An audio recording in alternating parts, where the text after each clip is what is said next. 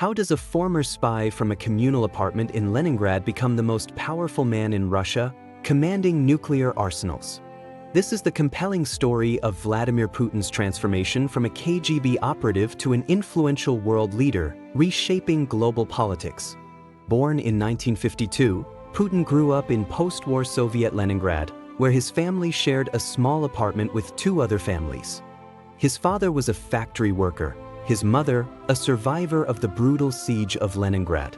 The scars of war shaped his worldview from childhood. As a boy, Putin was scrappy and restless, often getting into street fights and struggling in his schoolwork. He discovered Sambo and Judo, disciplines that taught him control, strategy, and patience, becoming metaphors for power. At 16, Putin walked into a KGB office and asked how to join, only to be told he needed a law degree first. He studied law at Leningrad State University, cultivating a persona of loyal Soviet patriot ready to serve his country diligently. In 1975, Putin joined the KGB, entering the covert world of Soviet intelligence at the height of the Cold War. He trained in counterintelligence, mastering tradecraft, surveillance, and the art of manipulation. Espionage defined his identity. His posting came in 1985. Dresden, East Germany, where he worked undercover, recruiting informants and gathering intelligence. Dresden was a backwater assignment. Putin watched from the periphery as the Soviet Empire began its slow, agonizing collapse. Then came 1989. The Berlin Wall fell, and angry crowds surrounded the KGB compound in Dresden with rising fury. Putin called Moscow for instructions, but the chilling response was silence. The empire he'd served abandoned him to face the mob alone. He returned to Leningrad in 1990 to find the Soviet Union collapsing, everything he'd believed in crumbling away. Then, in 1991, the Soviet flag came down for the last time. Putin later called it the greatest geopolitical catastrophe. Putin left the KGB and entered politics, working for Leningrad's mayor. He proved himself useful, loyal, and ruthlessly efficient. When the mayor lost power, Putin caught the attention of oligarchs in Moscow who saw a competent operator. By 1996, Putin moved to the Kremlin under President Yeltsin, working in the shadows of Russian politics, climbing rapidly. He was quiet, disciplined, and utterly loyal to those above him, while those below learned to deeply fear him. In 1999, Russia was in chaos, with Yeltsin sick, the economy collapsing, and Chechen militants launching devastating attacks. The country desperately needed a strong hand, and the powerful oligarchs around Yeltsin chose Putin as prime minister. Apartment buildings in Moscow and other cities began exploding at night, killing hundreds of sleeping civilians unexpectedly.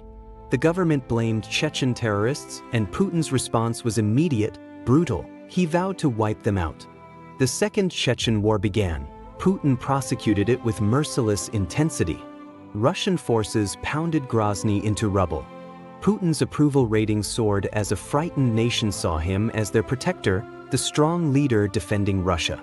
On New Year's Eve 1999, Yeltsin shocked Russia by resigning, naming Putin acting president, beginning his ascent. Within months, Putin won the presidential election. The former KGB officer seized the highest office, consolidating power.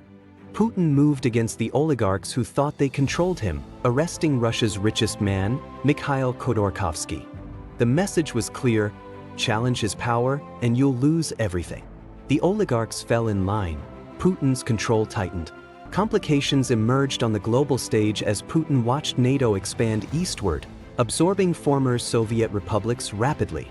To him, this wasn't security cooperation, but Western encroachment, a profound humiliation he could not ignore.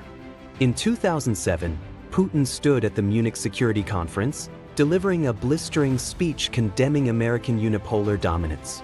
He declared that Russia would not accept being pushed into a corner, stunning the West, replacing cooperation with confrontation. Then came Georgia in 2008. When Georgia moved toward NATO, conflict erupted in South Ossetia. In 5 days, Putin demonstrated Russia would use military force to defend its sphere of influence, while the West did little. Putin learned a crucial lesson. The West would complain, impose limited sanctions, but ultimately back down. Domestically, he crushed dissent, controlled media, and built a system where he was the indispensable center. The conflict escalated dramatically in 2014 when Ukraine's pro-Russian president fled during the Maidan Revolution.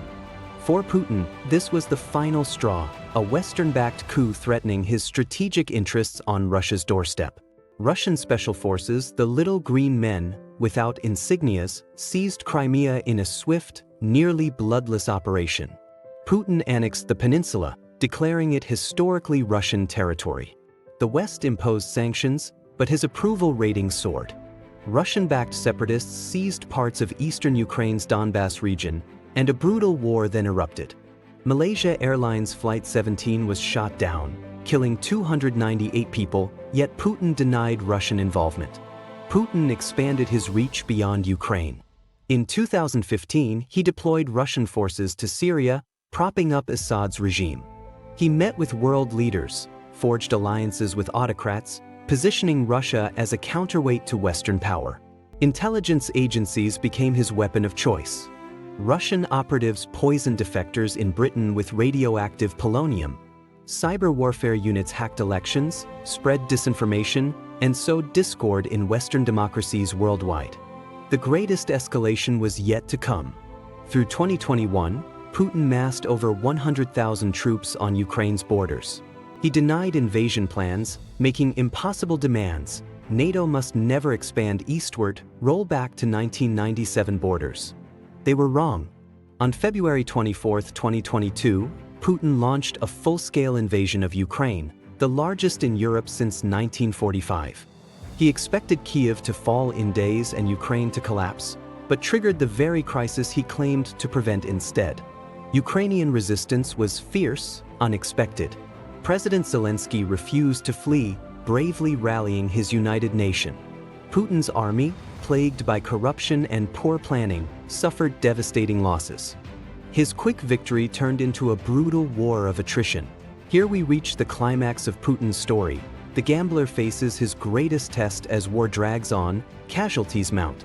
Yet Putin doubles down, annexing Ukrainian territories, mobilizing reserves, and threatening nuclear escalation when cornered.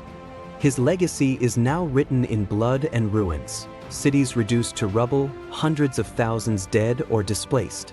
The KGB operative miscalculated catastrophically, believing his own propaganda while underestimating human courage and resolve.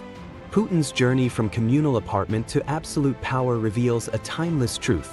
Leaders seek restoration through force. When autocrats believe their own myths, the whole world pays the price in blood and treasure, a dangerous miscalculation.